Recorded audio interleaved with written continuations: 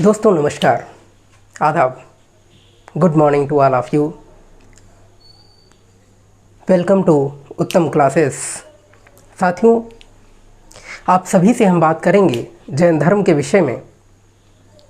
जबकि पहले हम देख चुके हैं कि सिंधु घाटी की सभ्यता, वैदिक काल, बौद्ध धर्म, और अब हम देखेंगे जैन धर्म के विषय में। साथियों, अगर जैन धर्म के विषय की बात करें कि जैन धर्म उद्भव कैसे हुआ और उद्भव होने के कारण क्या थे, तो हम पाएंगे कि जो हमारा उत्तर वैदिक काल था, उत्तर वैदिक काल की कुछ विसंगतियों का परिणाम था, कुछ कट्टरपंथी स्वभाव का परिणाम था। और हम देखते हैं कि जैन धर्म में कुछ ऐसे ऋषि होते हैं, जैसे पहले हमारे देश में कहते हैं हमारा देश महापुरुषों की जननी है, बहुत सारे ऋषियों का उद्भव हुआ। उसी प्रकार से साथियों, हमारे यहाँ जो जैन धर्म में तीर्थंकर माने जाते हैं, इनके नेतृत्व में जैन धर्म का उद्भव हुआ।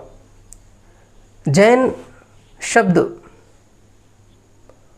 जो कि संस्कृत शब्द जिन से उत्पन्न हुआ है, जिसका अर्थ होता है विजेता। विजेता यानी कि जितेंद्रिय, जो अपनी इंद्रियों पर विजय प्राप्त कर ले, वो जिन कहलाता है।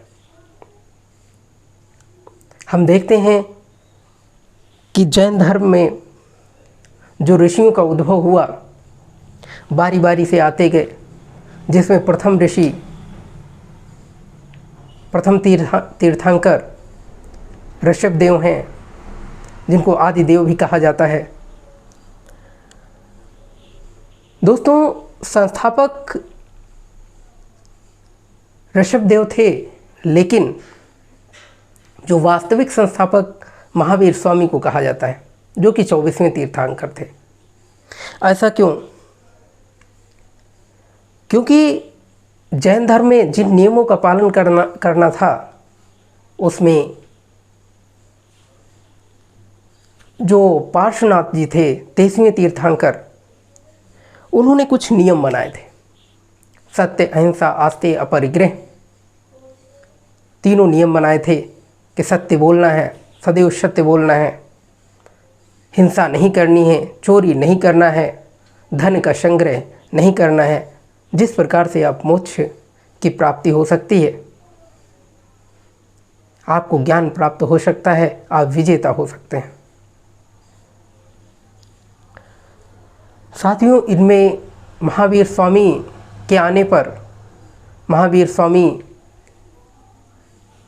ने एक नियम बनाया, ब्रह्मचर्य, अपनी इंद्रियों को वश में करना, इंद्रिय निग्रह, बंधन रहित। इसका जब नियम आया जैन धर्म में, तो हमारे जैन धर्म में बहुत ही सार्थक परिणाम सिद्ध हुए और जैन धर्म का काफ़ी विकास हुआ। विकास के चरम रास्ते पर आवाहन करने वाले हमारे महावीर स्वामी थे, जो कि 24वें तीर्थंकर थे। तो साथियों, कभी कभी क्वेश्चन आता है कि जैन धर्म के संस्थापक कौन थे? तो संस्थापक जैन धर्म के ऋषभदेव माने जाते हैं। लेकिन अगर यही क्वेश्चन आ जाए कि जैन धर्म के वास्तविक संस्थापक कौन हैं, तो जैन धर्म के वास्तविक संस्थापक के बारे में हम देंगे महावीर स्वामी। दोस्तों, बात कर लेते हैं कि जो 23वें तीर्थंकर थे, पार्श्वनाथ जी थे। हम देखते हैं कि पंच महाव्रत, जो कि जैन धर्म में बहुत ही इम्पोर्टेंट हैं, बहुत ही महत्वपूर्ण हैं, जो कि कौन कौन से थे, हमने बताया कि अहिंसा, सत्य, अपरिग्रह, आस्तेय और ब्रह्मचर्य। जिसमें ब्रह्मचर्य किसके द्वारा जोड़ा गया? तो महावीर स्वामी के द्वारा जोड़ा गया, और जिसका मतलब होता है साथियों, इंद्रिय निग्रह करना। क्या करना? इंद्रियों को वश में करना या इंद्रिय निग्रह करना। और आस्तेय होता है चोरी ना करना। आस्तेय का मतलब है चोरी ना करना, अपरिग्रह का मतलब है धन का संग्रह ना करना, और सत्य का मतलब है कि सदा सत्य बोलना। अहिंसा का मतलब है जीव हिंसा ना करना। अहिंसा परमो धर्म, अहिंसा ही हमारा परम धर्म है। तो जैन धर्म का जो संस्थापक थे, वास्तविक संस्थापक, वो किसे हम जानते हैं? महावीर स्वामी को। अगर महावीर स्वामी की बात करें तो महावीर स्वामी का जन्म 540 बीसी में वैशाली के कुंड ग्राम में हुआ था, जो कि बिहार में पड़ता है। साथियों, बिहार में वैशाली के कुंड ग्राम नामक स्थान पर महावीर स्वामी का जन्म हुआ और 540 बीसी में, 540 ईसा पूर्व में इनका जन्म हुआ। साथियों, इनके पिता का नाम सिद्धार्थ था और इनकी माता का नाम त्रिशला था। सिद्धार्थ जो कि इनके पिता थे, क्षत्रिय कुल के प्रधान थे। हम देखते हैं कि जैन धर्म और जो बौद्ध धर्म, इन दोनों का उद्भव हुआ, दोनों में जो संस्थापक थे वो क्षत्रिय थे, क्षत्रिय कुल के थे। तो जैन धर्म के संस्थापक जो कि क्षत्रिय कुल के प्रधान सिद्धार्थ थे, इनके पुत्र महावीर स्वामी जो कि 24वें तीर्थंकर कहलाते हैं। तो साथियों, महावीर स्वामी का जन्म 540 बीसी यानी 540 ईसा पूर्व में, और कहाँ हुआ था? कुंड ग्राम, वैशाली के कुंड ग्राम नामक स्थान पर हुआ था। और इनके पिता सिद्धार्थ, इनकी माता त्रिशला। त्रिशला जो कि लिच्छवी नरेश चेटक की बहन थी। त्रिशला और पत्नी यशोदा, इनका विवाह भी हुआ था। पत्नी यशोदा थी और इनकी पुत्री थी प्रियदर्शनी, अनुज्या प्रियदर्शनी कहा जाता है। तो इनकी पुत्री का नाम प्रियदर्शनी था और इनके जो दामाद थे उनका नाम था जामाली। जामाली साथियों पहला ही विरोधी था जैन धर्म का, यानी कि सबसे पहले विरोध करने वाला महावीर स्वामी का जामाली होता है। और हम देखते हैं कि इनके बचपन का नाम क्या था? वर्धमान। तो ये भी क्षत्रिय कुल में एक नरेश यानी कि राजा के पुत्र होते हुए इन्होंने गृह त्याग किया, और उसी प्रकार से जिस प्रकार से गौतम बुद्ध ने अपने गृह को त्याग किया था, उसी प्रकार से ये भी अपने गृह को त्याग कर देते हैं सत्य की खोज करने के लिए, और जाते हैं जृंभिका ग्राम के ऋजुपालिका नदी के किनारे। जृंभिका ग्राम के ऋजुपालिका नदी के तट पर बैठ जाते हैं और कठिन तपस्या करते हैं। साथियों, 12 वर्ष की कठिन तपस्या के बाद इनको ज्ञान की प्राप्ति हुई। तो 12 वर्ष की कठिन तपस्या के बाद 42 वर्ष की अवस्था में ऋजुपालिका नदी के किनारे इनको ज्ञान की प्राप्ति हुई, एक साल वृक्ष के नीचे। तो इन्होंने पहला उपदेश ज्ञान प्राप्ति के बाद ये जिन कहलाए, विजेता कहलाए, और भी कई नाम हैं, अर्य कहलाए, बंधन रहित जो कि इंद्रिय निग्रह कहा जाता है जिनको, तो विजेता कहलाए। इन्होंने जो पहला उपदेश दिया, अपना पहला उपदेश वाराकर नदी के तट पर दिया। वाराकर नदी के तट पर इन्होंने पहला उपदेश दिया। साथियों, इनका भी मूल मंत्र था कि हिंसा ना करना, जीव हिंसा ना करना। इसीलिए इन्होंने अपने धर्म में एक नियम लागू कर दिया कि कोई भी कृषि नहीं करेगा। कृषि में जीव जंतुओं की हिंसा होती है। कोई भी युद्ध नहीं करेगा, युद्ध में नरसंहार होता है। तो हिंसा कठोर नियम लागू कर दिया हिंसा का, कि कोई भी हिंसा नहीं कर सकता, अहिंसा का पालन करना पड़ेगा, और वही जो है जैन धर्म का अनुयायी कहलाएगा। साथियों, हम देखते हैं कि जब महावीर स्वामी करीब 300 ईसा पूर्व, एक घटना है जैन धर्म की, करीब 300 ईसा पूर्व मगध में 12 वर्ष का बहुत ही घनघोर अकाल पड़ा था। खाने को अन्न नहीं था, बहुत बड़ी समस्याएं थीं। उस 12 वर्ष के अकाल में हर आदमी इधर उधर भागने लगा भोजन की तलाश में। उसी में 2 नायक थे, एक भद्रबाहु और एक थे स्थूलबाहु, जो कि जैन धर्म का नेतृत्व कर रहे थे। हम सब जानते हैं कि भद्रबाहु जो कि मगध में नहीं टिक सके, और वो अपने अनुयायियों के साथ दक्षिण की ओर चले गए। अपने अनुयायियों के साथ दक्षिण की ओर चले गए, और बाद में आने के बाद भद्रबाहु के नेतृत्व में जो अनुयायी गए थे, उन्होंने एक नियम लागू किया, निर्वस्त्र रहना, यानी कि शरीर से वस्त्रों का त्याग कर देना। और इस प्रकार से जो भद्रबाहु के नेतृत्व में जो अनुयायी गए थे, उनको दिगंबर कहा जाता है। लेकिन जो जैन धर्म का एक वर्ग था जो मगध में ही ठहर गया, वो नहीं गया। तो स्थूल भद्र के नेतृत्व में जो मगध में अनुयायी ठहरे थे, वे श्वेतांबर कहलाए, यानी कि श्वेत वस्त्रों को धारण करने वाले वे श्वेतांबर कहलाए। तो इस प्रकार से साथियों, जब जैन धर्म की संगीतियाँ होती हैं, पहली संगीति जैन धर्म की जो कि होती है, हम देखते हैं 300 BC में, 300 ईसा पूर्व, पाटिलपुत्र जो कि बिहार में पड़ता है। तो जो प्रथम संगीत होती है उसमें जैन धर्म का विभाजन हो जाता है, एक श्वेतांबर और एक दिगंबर।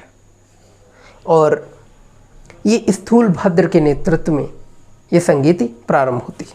तो हम देखते हैं जो पहली संगीत होती है, यानी कि प्रथम संगीत होती है, वो कहाँ होती है? वो पाटिलपुत्र में होती है। और 300 BC में स्थूल भद्र के नेतृत्व में हम देखते हैं कि प्रथम संगीत जो होती है वो पाटिलपुत्र में 300 BC में स्थूल भद्र के नेतृत्व में, और इसमें जैन धर्म का विभाजन हो जाता है। और जब द्वितीय संगीत होती है, तो द्वितीय संगीत जो जैन धर्म की होती है वो वल्लभी गुजरात में होती है। कहाँ होती है? वल्लभी नामक स्थान पर 512 AD में, 512 लगभग छठी शताब्दी में हम देखते हैं, छठी ईस्वी में हम देखते हैं कि ये क्षमा श्रवण की अध्यक्षता में होती है। क्षमा श्रवण, देवार्धि क्षमा श्रवण कहा जाता है इनको।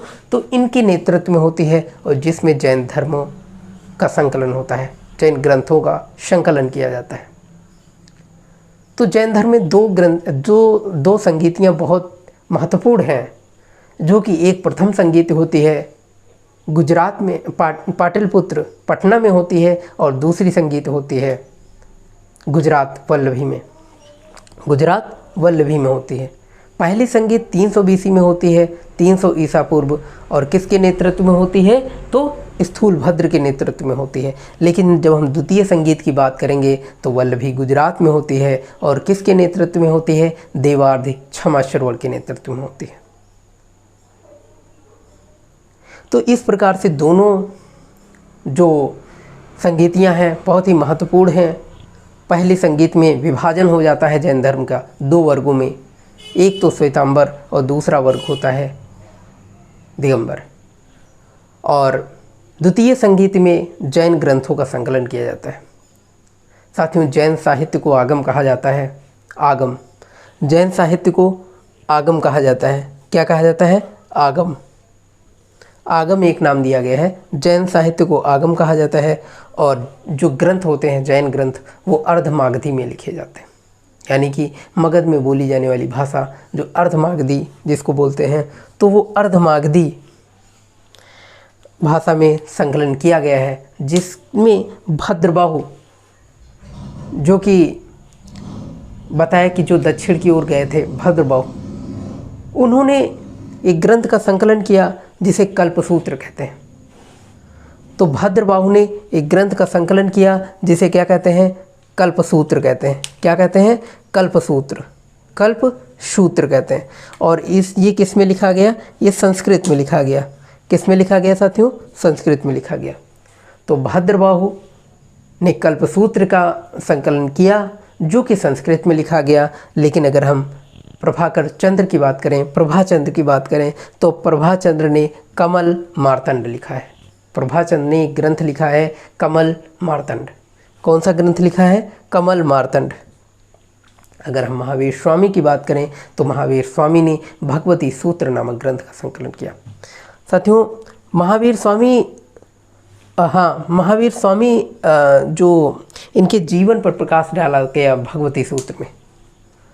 तो साथियों, हमने देखा कि जो इनके ग्रंथ हैं कमल मार्तंड जिसको प्रभाचंद्र ने संकलन किया था, और भद्रबाहु ने कल्पसूत्र का संकलन किया। और कल्पसूत्र हम देखते हैं जो कि संस्कृत में लिखा गया।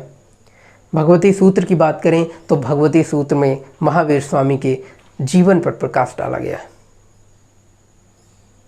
तो ग्रंथ भगवती सूत्र बहुत इम्पोर्टेंट है, बहुत महत्वपूर्ण है। और इसमें 16 महाजनपदों का उल्लेख भी मिलता है।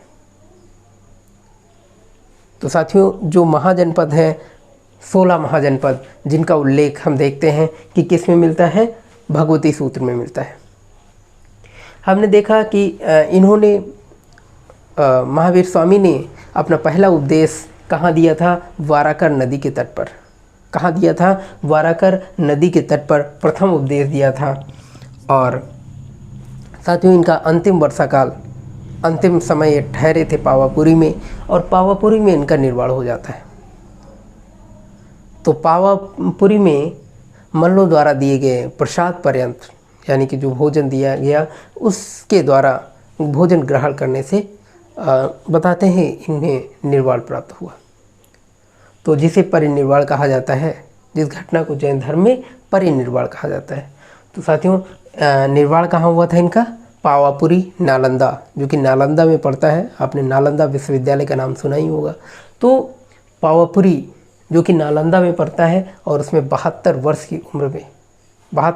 की उम्र में इनका निर्वाण हुआ 468 BC में। कब हुआ? 468 ईसा पूर्व हुआ। तो इनका निर्वाण हुआ 468 ईसा पूर्व। तो महावीर स्वामी का निर्वाण कब हुआ? 468 BC में। और कितने वर्ष की अवस्था में? 72 वर्ष की अवस्था में।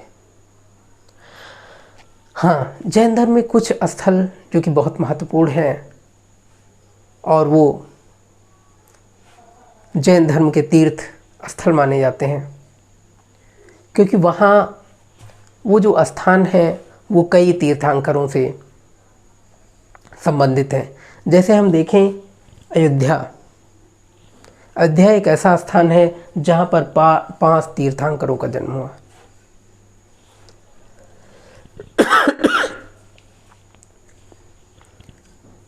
साथियों, अयोध्या एक ऐसा स्थान है जहाँ पर 5 तीर्थंकरों का जन्म हुआ।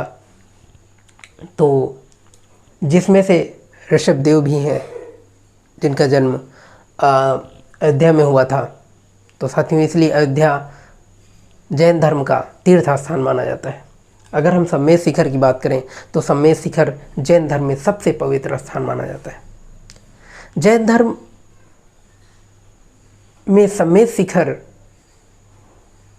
महत्वपूर्ण होने का एक रीजन है, एक कारण है कि वहाँ पर 20 तीर्थंकरों ने निर्वाण की प्राप्ति करी थी।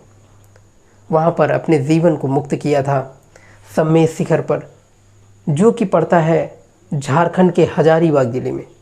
हजारीबाग ज़िले में तो सम्मेद शिखर साथियों कहाँ पड़ता है? सम्मेद शिखर जो कि झारखंड के हजारीबाग में स्थित है।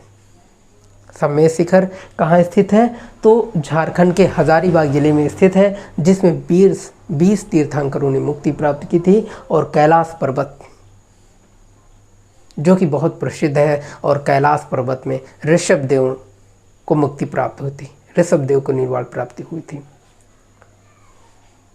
अगर हम देखें जैन धर्म में प्रथम जो अनुयायी थी जैन धर्म के, वो प्रियदर्शनी और इनके दामाद जमाली।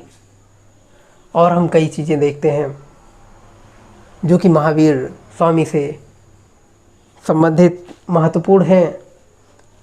हमने देखा कि जैन धर्म में 3 रत्न भी माने जाते हैं।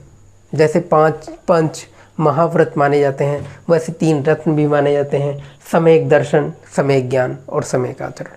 साथियों, जैन धर्म में आते ही अनुयायियों को इन 3 नियमों का पालन करना पड़ता था: सम्यक दर्शन, सम्यक ज्ञान और सम्यक चरित्र। तो इस प्रकार से जैन धर्म के कुछ महत्वपूर्ण बिंदु थे जो एग्ज़ाम के पॉइंट ऑफ व्यू से बहुत महत्वपूर्ण हैं। तो हमने देखा कि ऋषभ देव जो कि संस्थापक थे, जिनको आदि देव भी कहा जाता है, जो कि जैन धर्म के संस्थापक थे। 33वें तीर्थंकर पार्श्वनाथ थे। इस प्रकार से हमने पंच महाव्रत देखे और दोनों संगीतियाँ और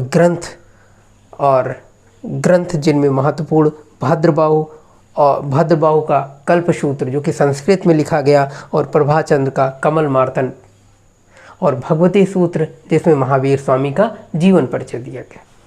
तो इनके ग्रंथों को, इनके साहित्य को आगम कहा जाता है। और अगर इनके जन्म की बात करें तो हमने देखा था कि 540 बीसी में कुंडग्राम के वैशाली में हुआ था। तो ये भी बहुत महत्वपूर्ण है। 540 बीसी में, और कहाँ हुआ था? कुंडग्राम, वैशाली के कुंडग्राम में हुआ था। पिता का नाम सिद्धार्थ था, माता का नाम त्रिशला था, और पत्नी यशोदा थी, और इनके पुत्री जो थी वो अनुज्ञा प्रियदर्शनी थी, और इनके बचपन का नाम वर्तमान था। इन्होंने 42 वर्ष की अवस्था में ज्ञान प्राप्ति किया था, और पहला उपदेश वाराकर नदी के तट पर दिया था। और हम देखते हैं इनके निर्वाण जो कि पावापुरी में होता है, और 468 बीसी में इनको निर्वाण की प्राप्ति होती है। हमने कुछ महत्वपूर्ण स्थल देखे, और भी जो जैन धर्म से उचित महत्वपूर्ण बिंदु होंगे उन पर भी हम अगले सेशन में चर्चा करेंगे। तो साथियों, अगले सेशन में फिर मुलाकात होगी, और हमारे चैनल को लाइक और सब्सक्राइब करिए। साथियों, अपने दोस्तों के साथ शेयर करिए, जिससे ये जानकारी अन्य लोगों को भी पहुँचे। तो साथियों, इसी के साथ मैं फिर मिलते हैं अगले वीडियो में। तब तक के लिए साथियों, नमस्कार।